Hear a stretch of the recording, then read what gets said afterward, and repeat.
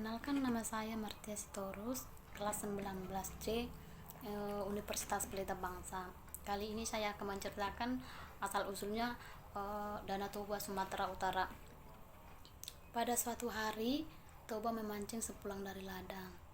Ia sangat berharap mendapatkan ikan yang besar yang bisa segera dimasaknya untuk dijadikan lauk. Terpenuhilah harapannya itu. Tak berapa lama ia melemparkan pancingannya ke sungai. Mata kailnya disambar ikan. Betapa gembaranya ia ketika menarik tali pancingnya dan mendapati seekor ikan besar tersangkut di mata pancingannya. Sejenak Toba memperhatikan ikan besar itu yang berhasil dipancingnya. Ikan yang aneh, kumanya. Seumur hidupnya belum pernah dilihatnya ikan seperti itu. Warna ikan itu kekuningan dan sisik-sisiknya ke kuning keemasan. Terlihat berkilau sisik-sisik ikan ketika terkena matahari. Ketika Toba melepaskan mata kailnya dari mulut ikan tangkapannya, mendadak terjadi sebuah keajaiban. Ikan aneh bersisik kuning keemasan itu menjadi seorang perempuan yang cantik jelita. Toba terheran-heran mendapati keajaiban yang berlangsung di depan matanya itu. Ia hanya berdiri dengan bola mata membulat dan mulut melongo.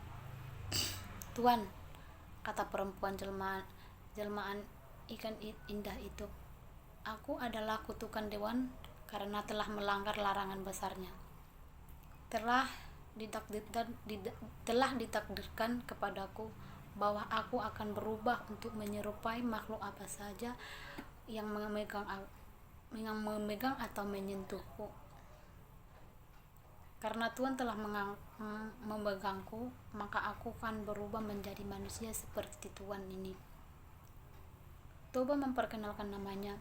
Begitu pula dengan perempuan berwajah jelita itu. "Namaku Putri, Tuan." Toba lantas menjelaskan pula keinginannya untuk memperistri Putri karena dia terpesona kecantikan si perempuan jelmaan ikan itu. "Bersediakah engkau menikah denganku?" tanyanya setelah pembicaraan beberapa saat. "Baiklah, aku bersedia, Tuan. Selama Tuan bersedia pula memenuhi satu syarat yang kuajukan," jawab Putri. "Syarat apa yang engkau kehendaki? Sebutkan. Niscaya aku akan memenuhinya. Permintaanku hanya satu. Hendaklah Tuan menutup rapat-rapat rahasiaku. Jangan sekali-kali Tuan menyebutkan jika aku berasal dari ikan. Jika Tuan menyatakan kesediaan Tuan untuk menjaga rahasia ini, aku bersedia menjadi istri Tuan." "Baiklah," kata Toba, "aku akan menutupi rapat-rapat rahasiamu ini. Rahasia ini hanya kita ketahui berdua saja."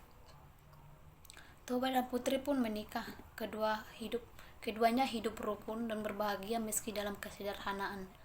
Kebahagiaan mereka serasa kian lengkap dengan kelahiran anak mereka, seorang anak laki-laki yang disebut namanya Samosir. Samosir tumbuh menjadi anak yang sehat, tubuhnya kuat. Sayang dia agak nakal serta pemalas. Keinginannya hanya tidur-tiduran saja. Ia seperti tidak peduli atau ingin membantu kerepotan ayah dan ibunya yang sibuk bekerja di ladang. Bahkan untuk sekedar mengantar makanan dan minuman untuk ayahnya pun Samosir kerap menolak jika diminta. Seandainya mau, dia akan melakukannya dengan malas-malasan, dengan wajah bersungut-sungut. Bertambah-tambah malas kelakuannya akibat ibunya terus memanjakannya. Apapun yang diminta akan diusahakan ibunya untuk dipenuhi.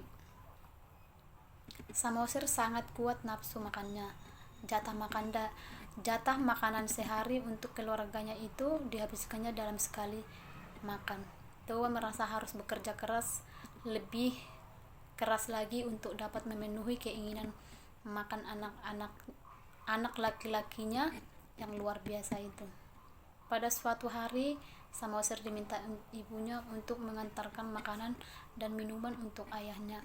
Samosir yang Eh, Samosir yang tengah bermalas-malas semula enggan untuk menjalankan perintah ibunya.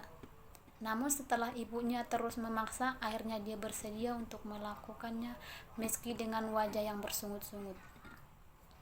Samosir membawa makanan dan minuman itu menuju ke ladang. Di tengah perjalanan, Samosir merasa lapar. Dihentikannya langkah menuju kebun. Ia lantas memakan makanan yang seharusnya diperuntukkan bagi ayahnya itu.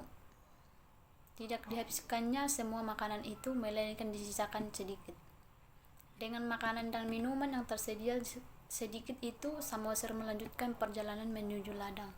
Setiba di ladang, Samosir memberikan makanan dan minuman itu untuk ayahnya. Toba telah sangat merasa lapar karena bekerja keras sejak pagi, langsung membuka bekal untuk makanannya. Terperanjat dia saat melihat makanan untuknya tinggal sedikit. "Mengapa jatah makanan dan minumanku tinggal sedikit?" tanyanya dengan raut wajah kesal. Dengan wajah polos seolah-olah tidak melakukan kesalahan, Samosir menjawab, "Tadi di jalan aku sangat lapar, ayah. Oleh karena itu, jatah makanan dan minuman ayah itu telah kumakan sebagian, tetapi tidak semua kuhabiskan. Masih tersedia sedikit makanan dan minuman untuk ayah." Anak tidak tahu diuntung, maki Toba kepada anaknya. Kemarahan seketika meninggi serasa tidak bisa lagi dia menahan dan bersabar. Umpatannya seketika itu meluncur, "Dari dasar anak keturunan ikan engkau." Samosir sangat terkejut mendengar umpatan ayahnya. Dia langsung berlari ke rumah. Pada saat bertemu ibunya, Samosir langsung menceritakan umpatan dan cacian ayahnya yang menyebutkan dirinya adalah keturunan ikan. Mendengar pengaduan anaknya, ibu Samosir menjadi sangat bersedih. Tidak disangka jika suaminya melanggar sumpah untuk tidak menyebutkannya berasal dari ikan. Samosir dan ibunya saling berpegangan. Dalam hitungan sekejap, keduanya menghilang. Keajaiban pun terjadi. Di bekas pijakan kaki Samosir dan ibunya menyembur air yang sangat deras. Dari dalam tanah, air laksana disemburkan keluar seolah-olah tidak semakin berkurun semburan air itu, melainkan semakin besar adanya. Dalam waktu cepat permukaan tanah itu pun tergenang. Permukaan air terus meninggi dan tidak berapa lama kemudian lembah tempat tinggal Toba telah tergenang oleh air. Terbentuklah kemudian sebuah danau yang sangat luas di tempat itu. Penduduk kemudian menamakan danau itu adalah Danau Toba. Adapun pulau kecil yang di tengah-tengah Danau Toba itu disebut Pulau Samosir untuk mengingatkan kepada anak laki-laki Toba. Demikian cerita ini.